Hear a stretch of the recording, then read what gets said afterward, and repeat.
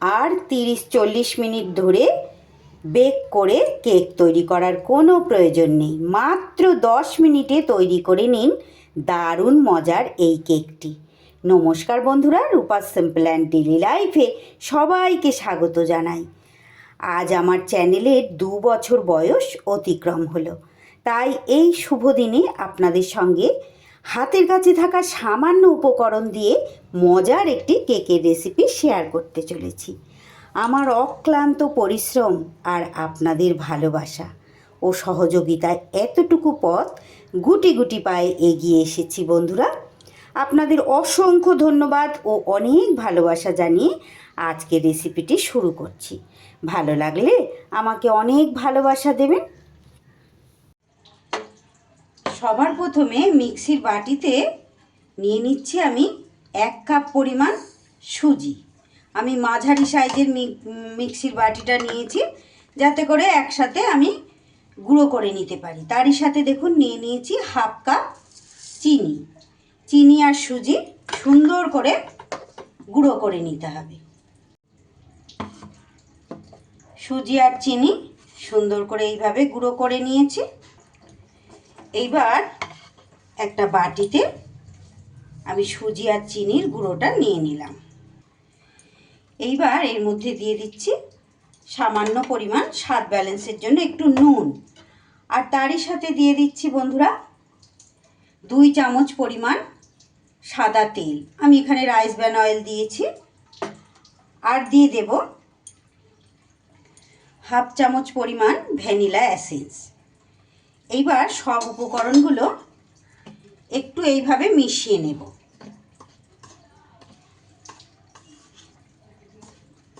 আমার চ্যানেলে এই ধরনের নিত্য নতুন রেসিপি পেতে প্লিজ বন্ধুরা আমার চ্যানেলটা সাবস্ক্রাইব করুন। পাশে থাকা বেল আইকনটা অল করে রাখুন যাতে যে কোনো রকম নতুন ভিডিও আপলোড করলে সবার আগে আপনাদের কাছে নোটিফিকেশান পৌঁছে যায় আর আপনারা সেটা সময় সুযোগ মতো দেখে নিতে পারেন। আমার চ্যানেলে নতুন বন্ধু পুরনো বন্ধু সব বন্ধুদের জানাই অসংখ্য ধন্যবাদ, অনেক ভালোবাসা আর অনেক শুভকামনা। এইভাবে মিশিয়ে নিয়ে এইবার আমি এখানে দিয়ে দেব দুধ। আমি এখানে 1/2 কাপ দুধ নিয়েছি, পুরোটা দেব না, যতটা প্রয়োজন হবে ততটাই দেব। দুধটা কিন্তু এখানে ঠান্ডা দুধও নিইনি ফ্রিজের, আবার জাল করে গরম দুধও নিইনি, এটা একদম নর্মাল টেম্পারেচারের দুধ কিন্তু আমি নিয়েছি। শুরুতেই পুরোপুরি দুধটা দেবেন না, অল্প করে দিই, কারণ এতে চিনি দেওয়া আছে। চিনিটা কিন্তু গলে গেলে এটা অনেকটাই কিন্তু ব্যাটারটা পাতলা হয়ে যাবে, তাই বুঝে শুনে দুধটা কিন্তু দিতে হবে। আমার আজকের একদম এই সহজ পদ্ধতির কেকের রেসিপি যদি আপনাদের ভালো লাগে প্লিজ বন্ধুরা একটা লাইক করে দেবেন, ভিডিওর শেষে একটা কমেন্ট করে জানিয়ে যেতে ভুলবেন না। কমেন্টটা দেখলে আমি বুঝতে পারবো যে সত্যি আপনাদের কতটা ভালো লেগেছে।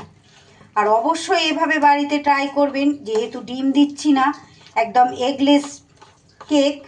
যে কোনো দিন আপনারা সব সময়ের জন্য এটা কিন্তু তৈরি করে রেখে খেতে পারবেন। চায়ের সাথে খেতে ভীষণ ভালো লাগবে, বাচ্চাদের টিফিন বক্সেও কিন্তু দিয়ে দিতে পারবেন। আর একটু দুধ আমার এখানে লাগবে, ব্যাটারটা ভালোই ঘন আছে, আর একটু পরিমাণ আমি দিয়ে দিলাম। এইভাবে সুন্দর করে মিশিয়ে নিতে হবে। খুব সহজভাবে, মানে এত সহজভাবে কেক বোধহয় হয় না এত কম সময়, কারণ কেক তৈরি করতে গেলে তো আমাদের অনেকটা টাইম লেগে যায়, 30-40 মিনিট বেক করতে হয়। খুব কম সময়ে আর একদম কম উপকরণে দারুণ সুন্দর কিন্তু একটা কেকের রেসিপি আজ আমি শেয়ার করছি। দেখুন ব্যাটারটা খুব সুন্দর করে আমার কিন্তু সব কিছু এইভাবে মেশানো হয়ে গেছে। যেহেতু সুজি আছে সেট হতে একটু 5 মিনিটের জন্য আমি এভাবে ঢেকে রেখে দিচ্ছি।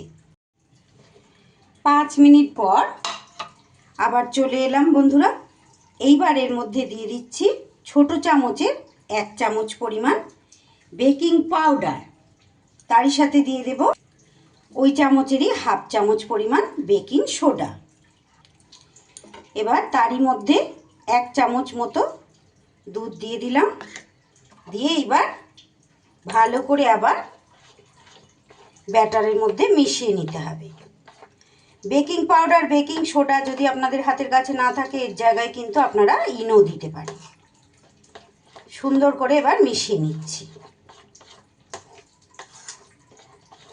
সব সময় যে সব কিছু আমাদের হাতের কাছে সবার থাকবে এমন তো কোনো কথা নেই বন্ধুরা।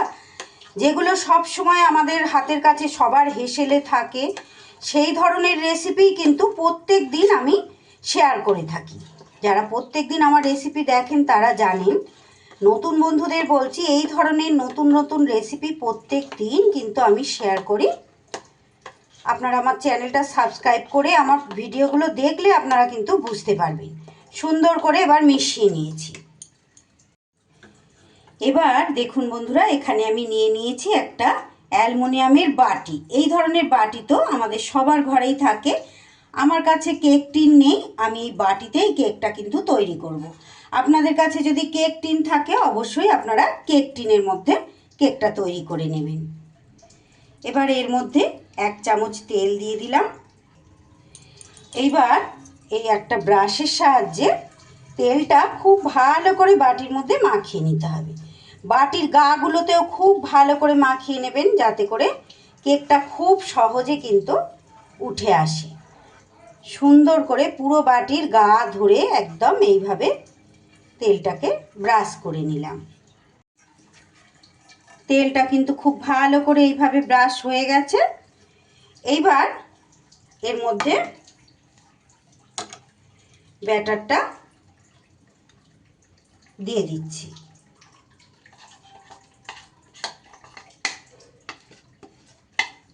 সম্পূর্ণ ব্যাটার এর মধ্যে কাচিয়ে একদম দিয়ে দিতে হবে।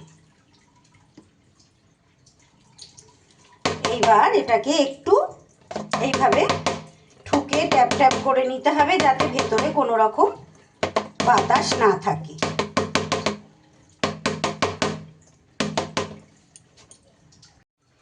এইবার গ্যাসে আমি একটা কড়াই বসিয়ে তাতে স্ট্যান্ড বসিয়ে দিয়েছি।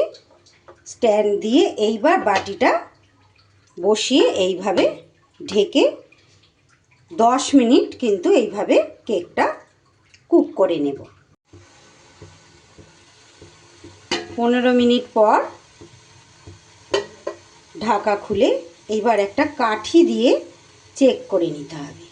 যদি দেখা যায় কাঠির গায়ে এরকম কিছু লাগছে না, তাহলে বুঝে নিতে হবে কেকটা আমার পুরো রেডি হয়ে গেছে।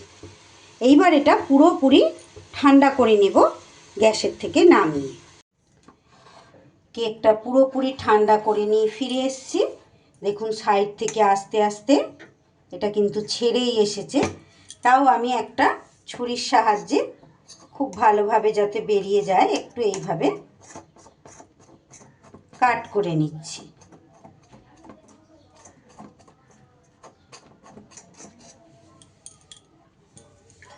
এইবার একটা থালার মধ্যে এইভাবে দেখুন বের করে নিয়েছি। দারুণ সফট হয়েছে,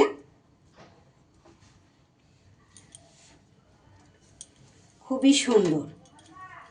এইবার একটা ছুরির সাহায্যে আমি আমার পছন্দ মতো শেপ দিয়ে কেটে নিচ্ছি। যেহেতু এটা গোল বাটিতে রেখেছি বন্ধুরা, তাই একটু চৌকো শেপ করে আমি কাটবো বলে সাইড থেকে দেখুন এইগুলো বাদ দিয়ে দিচ্ছি।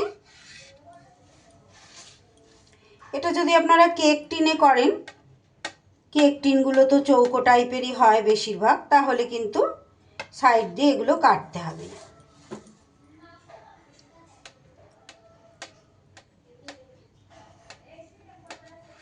এইভাবে কেটে নিয়ে এইবার মাঝখান থেকে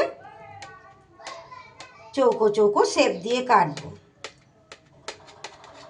আপনারা কিন্তু এইভাবেও এটা খেয়ে নিতে পারেন, ভীষণই সুন্দর, খুবই টেস্টি হয়েছে। কিন্তু আমি এটাকে আরও একটু টেস্টি করে তোলার চেষ্টা করব।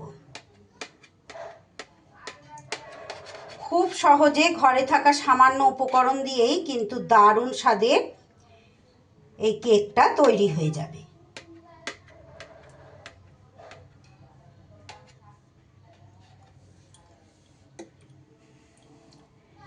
দেখুন কতটা সুন্দর দেখতে হয়েছে, ভীষণ সুন্দর নরম হয়েছে, খেতেও কিন্তু অসাধারণ। সাইডের অংশগুলোকেও এভাবে ছোট করে একটু কেটে নিয়েছি। এইবার গ্যাসে আমি একটা প্যান বসিয়ে দিয়েছি। প্যানের ওপরে দিয়ে দিচ্ছি খুব অল্প পরিমাণ একটু বাটার। একটু প্যানের মধ্যে বাটারটা আমি ছড়িয়ে নিচ্ছি। এই কাজটা আপনারা কিন্তু ঘি দিয়েও করতে পারেন বাটারের পরিবর্তে, তবে বাটারের স্মেলটা একটু বেশি ভালো হবে, তাই আমি এখানে কিন্তু বাটার ব্যবহার করেছি। এবার এটা ভালো করে মেল্ট হয়ে গেলে কেকের টুকরোগুলো এইভাবে একটু দিয়ে দেব। দিয়ে একটু এপিট ওপিট করে বেশ লাল লাল মতো করে উল্টে পাল্টে এগুলো একটু হালকা করে একটু ফ্রাই টাইপের করে নেব আর কি। তাতে করে কেকটা কিন্তু আরও দারুণ স্বাদ আসবে। এটা আপনারা করতেও পারেন, চাইলে নাও করতে পারেন, তবে এইভাবে করলে কিন্তু স্বাদটা অনেক বেশি ভালো হবে। একটু হালকা হালকা এরকম কালার আসলে এইভাবে আস্তে আস্তে করে উল্টে দিতে হবে। দেখুন কত সুন্দর ওদিকটা কালার হয়ে গেছে। দু পিঠ সুন্দর করে ভেজে দেখুন এইভাবে একটা প্লেটের মধ্যে আমি তুলে নিয়েছি।